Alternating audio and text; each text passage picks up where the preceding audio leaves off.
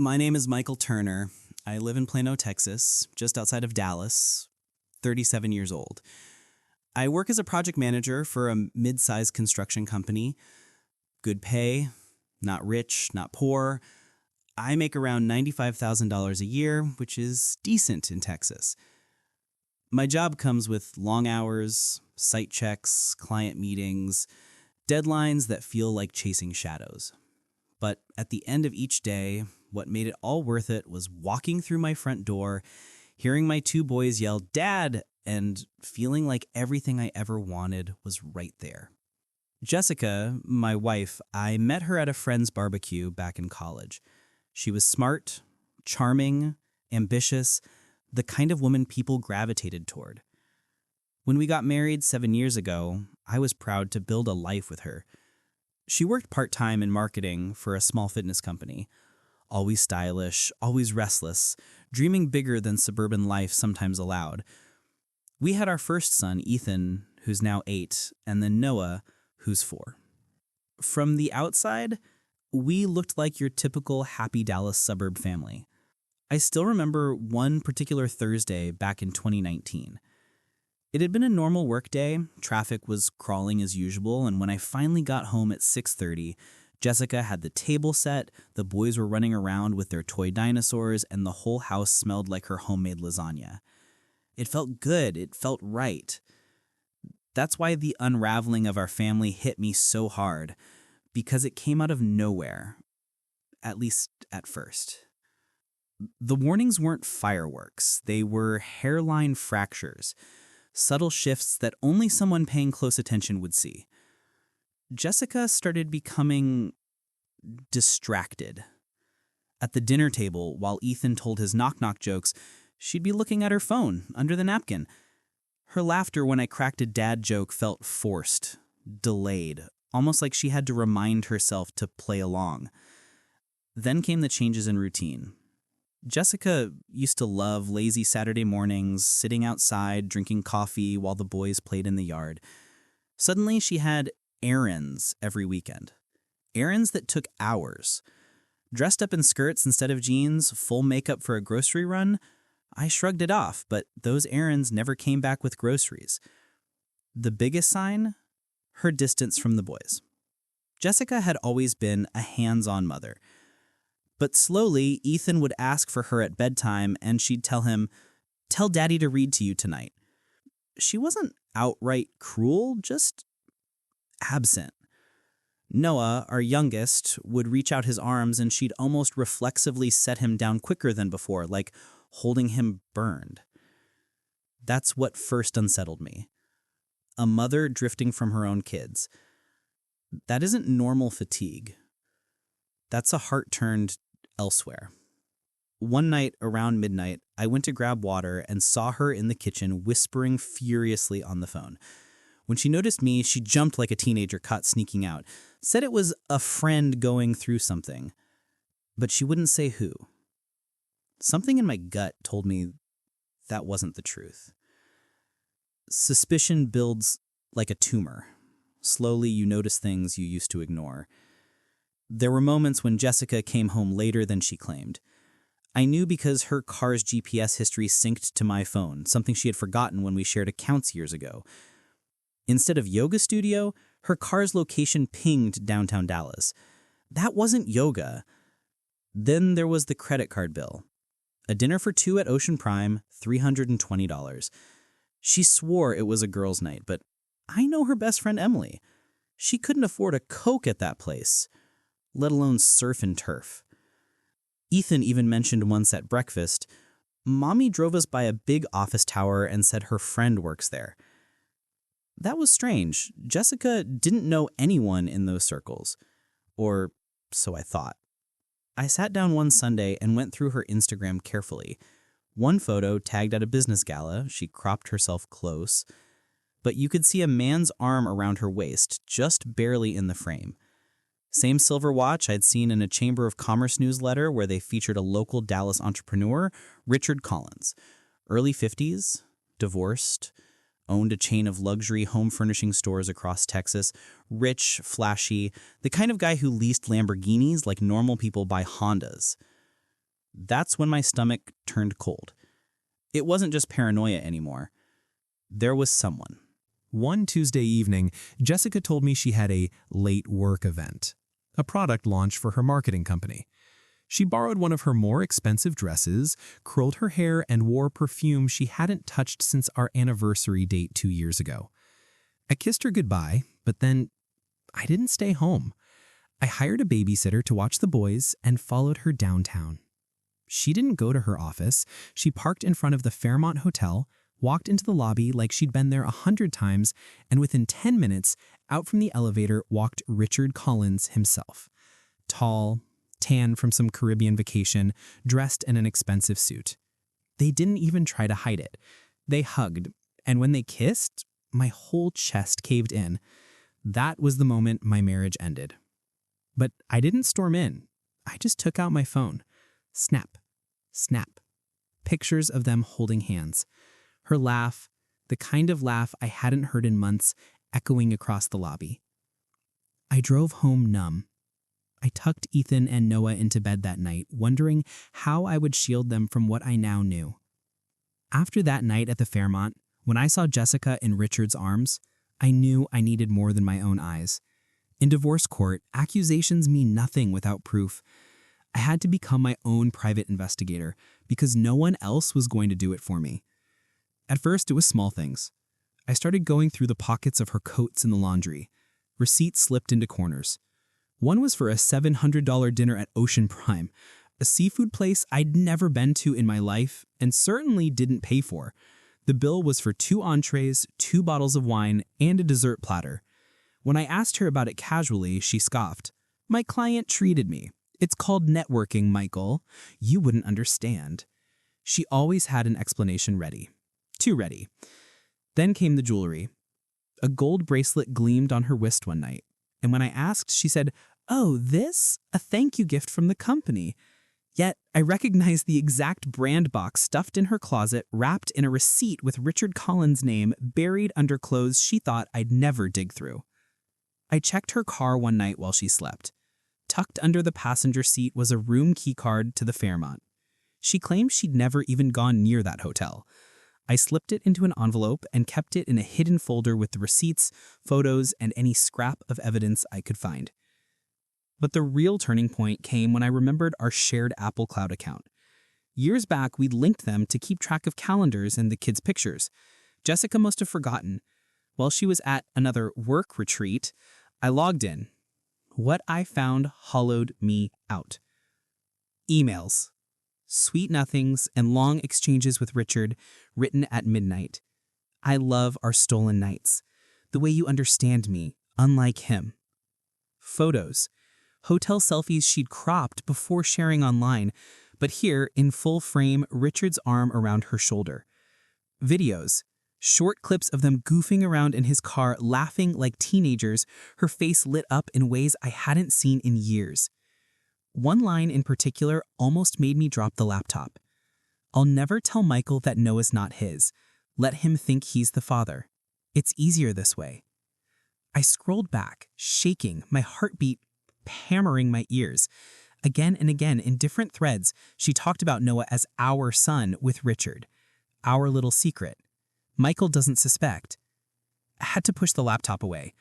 My hands shook so hard I thought I might break the keys. I stumbled into the bathroom, gripped the counter, and just stared at myself in the mirror.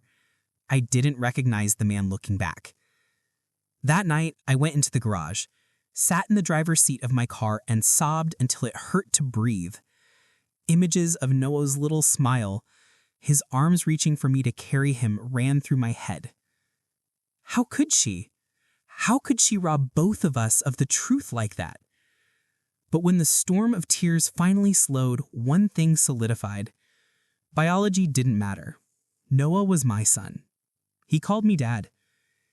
He knew nothing of this sordid mess. Why should he be punished for his mother's betrayal? I needed to know for certain, so I did what I never thought I'd do. One evening when Noah was asleep, I gently swabbed the inside of his cheek, tucked the sample into a sealed kit, and sent it off. Those 3 weeks of waiting were the hardest of my life. Every time Noah hugged me, part of me prayed the test would prove me wrong, that he was mine after all. When the mail came, I couldn't even open it right away. I sat under the weight of the envelope for hours, heart pounding, until I finally slid it open. Probability of paternity, 0%. There it was, black ink on white paper. Cold, undeniable. I dropped it on the floor, fell back on the couch, and buried my face into my hands. I wanted to scream. Instead, I wept, deep, raw, broken sobs that echoed through the empty house. But in that pain, a flicker of resolve ignited. Jessica had lied, cheated, and destroyed our marriage, but she wasn't going to take Noah or Ethan's hearts with her. Whether or not the blood matched, Noah was my son. I would fight for him, protect him, raise him, even if it killed me. That's the night I stopped being a wounded husband and became a father ready for war.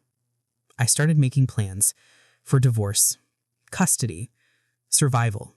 Because if Jessica thought she'd won, she had no idea who she was really up against anymore. That evening, I decided I couldn't let the lies pile up any longer. I made sure the kids were at my parents' place for the night. I sat in the dark living room, the only light coming from the lamp near the couch. My heart raced with every tick of the clock. Around midnight, headlights curved into the driveway. Jessica walked in, heels clicking, her perfume sweeping into the room like smoke before fire. When she saw me sitting there, she froze. "Michael, you scared me. Why are you sitting in the dark?" she asked, clutching her clutch bag too tightly. I leaned forward. My voice came out colder than I expected. "Where were you?" Her rehearsed smile came instantly. "The product launch, I told you. Clients kept me late. You could have called." I shook my head and slid the receipt across the coffee table. "Funny, because your little launch party ended at Moxie's downtown last week, and tonight you were at the Fairmont Hotel with Richard Collins." Her face drained white, her lips parting slightly. But then, like watching a stage actress, she snapped back, her voice sharp. "Richard is just a client. Don't twist things in your head. You've been paranoid for months, Michael. Maybe if you were around more instead of burying yourself at work?" "Enough," I cut her off, my voice rising. "I followed you. I saw you in his arms, kissing him." I tossed a stack of photos onto the table. Each one felt like a knife dropping against wood. Her hands trembled as she picked one up, then slammed it back down. "You went behind my back, spying on me? You're insane. You're suffocating me, Michael." But when I held up the DNA results, her eyes flickered. "And explain this. Noah, he's not mine, is he?" Silence. This long, ugly silence, and then she did the unthinkable. She smiled, a cruel, twisted sort of smile. "Congratulations. Took you long enough to figure it out," she said coldly, almost taunting. "Do you really think Noah looks like you? You can barely afford new tires, Michael. Did you really think I'd be satisfied with your small paycheck and a house in Plano until I die? Richard gives me things you never could. He takes me places you couldn't even imagine." Every word hit like a hammer. She wasn't sorry. She wasn't ashamed. She was mocking me. That night, I printed the divorce papers myself, filed them in the morning. And you know what? She didn't even fight me in court. She walked in wearing a smug grin, signed her name when asked, and agreed to the settlement. Half of everything. Half of my savings, half of the money I'd worked night shifts for when we first got married. She didn't blink because she was so confident Richard would give her more. The yachts, the diamonds, the lifestyle. When the judge asked about custody, she waved her hand as if it were small talk. "Ethan can stay with Michael. That's fine. Noah will stay with me and Richard. We don't need any burden slowing us down right now." Burden. She used the word burden to describe her own son. I kept my anger inside the courtroom. I signed.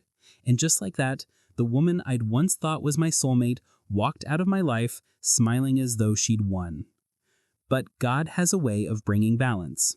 If Jessica thought she'd buried me, she was wrong. The months after the divorce were hollow. I dropped 20 pounds, bags under my eyes stayed permanent, and my only focus was Ethan. I poured into him every ounce of love I could muster. Boy Scouts, basketball, late-night Lego marathons, but when he finally fell asleep, the silence in the house was unbearable. Sometimes I'd sit in the car just to avoid walking into emptiness. One evening, I stopped by a local coffee shop on my way from picking Ethan up from school. Behind the counter was a woman with auburn hair tied back, flour dust still on her black apron. She smiled at Ethan, handing him a cookie, then looked up at me. "Daddy looks tired," she said in this light-hearted way, like she could already read me. Her name was Sarah Mitchell. She co-owned the cafe with her cousin.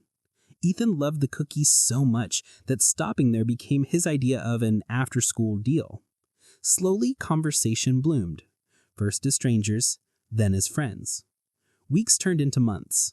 I found myself telling her things no one else knew. About Noah, about Jessica, about the ache of betrayal. She never judged. She just listened. She even came to Ethan's basketball game once, cheering louder than the other moms. Something inside me woke up in her presence. She'd glance at me across conversations with those soft green eyes and smile in a way that eased every knot inside my chest. After half a year, friendship turned to quiet dinners. Dinners turned into long walks. Long walks turned into holding hands, stealing kisses. A year and a half later, I was kneeling under the oak tree in her cousin's backyard, asking if she'd become my wife. She said yes. Our wedding wasn't grand. Just close friends, family, and Ethan sitting proudly in a tiny suit walking her down the aisle because Daddy needs help. Noah, by then, was growing enough to wrap his arms around her when she hugged him, calling her mom without me or anyone prompting. Sarah wasn't just my second chance. She was my savior. She loved Ethan and Noah like her own. She tucked them into bed, laughed at their silly jokes, and showed up at school recitals with flowers. She healed the cracks Jessica left behind and filled them with something stronger. Patience, kindness, stability. For the first time in years, my house felt like a home. While my life slowly rebuilt, Jessica's started to crumble. Richard's empire couldn't withstand the market downturn. A chain of bad investments sank his home furnishing stores. Suddenly, that sprawling house in Highland Park was bleeding money. Jessica, who had grown addicted to luxury, didn't adapt. She pushed harder, sneering at coupons, scoffing at cheaper restaurants. She wanted designer handbags while Richard stressed over foreclosures. Their screaming matches shook the walls. Then it got worse. He got violent.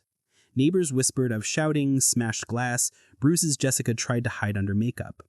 Richard, the man she thought would save her, became her tormentor.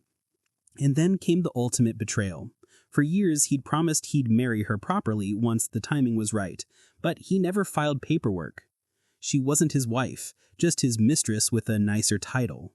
When his ex-wife took him to court for unpaid child support, she seized his last property, leaving him bankrupt, and unbelievably, homeless. The local news covered it everywhere. Dallas tycoon loses everything. Jessica was tossed onto the street with nothing. That night, she thought about me. She showed up at my doorstep one cloudy afternoon, dragging her suitcase behind her, mascara streaked. When the door swung open, it wasn't me she saw. It was Sarah, bright smile, apron from baking cookies with the boys. She said, "Hi, I'm Sarah, Michael's wife," extending a hand warmly. Jessica froze, then rage poured into her voice. "Wife? Michael, you remarried her?" I stepped into the doorway. My sons crawled up behind me, peeking at the commotion. Sarah gently scooped them into her arms. Jessica's voice cracked. "Michael, please, I made a mistake. I shouldn't have left. I want my family back. Let me come home." I shook my head. "You left, Jessica. You burned this home down yourself." Her pleadings turned into threats. "If you don't take me back, I'll take Noah. He's not even yours. He's mine and Richard's. And you," she glared at Sarah, "you'll never replace his real mother." Days later, a letter came from her attorney. Jessica had filed for shared custody of both Ethan and Noah, arguing that Noah was not my biological son, and that Ethan was being turned against his mother. My blood boiled, but Sarah held my hand and whispered, "Calm down. We'll fight this the right way, together." And we did. My lawyer, a steady old friend, built a case ironclad in truth. Jessica had signed away custody willingly in the divorce. Years of neglect, documented evidence of child endangerment when Noah lived under her roof, no child support ever sent, police reports about Richard's violence. When we stepped into court, it felt like walking into battle. The judge listened carefully. Jessica cried, screamed, painted herself as a victim. But when my lawyer laid out every receipt, every testimony, every picture, it was clear who had always shown up and who had abandoned. Finally, the ruling came. Sole custody remained with me. Jessica had no standing. That should have been the end, but as we left the courtroom, she broke free from the bailiff and lunged toward the boys. "I'm your mother," she screamed, her arms flailing. "Come to Mommy, come to me." The room froze. Ethan clung to Sarah, crying hysterically. Noah, my sweet Noah, shook his head violently, screaming, "You're not my mom. Mommy is Sarah." His little arms wrapped around Sarah's neck like she was his lifeline. Police had to pull Jessica back. She collapsed on the floor, sobbing, screaming, while the sound of her children calling another mom, Mom, rang like a final gavel through the room. That's when reality hit her. Luxury left her, Richard left her, her children, the only chance she had at redemption, rejected her. Not because anyone poisoned them, but because she had poisoned herself. She walked out of the courthouse alone, and as of today, I haven't heard from her again.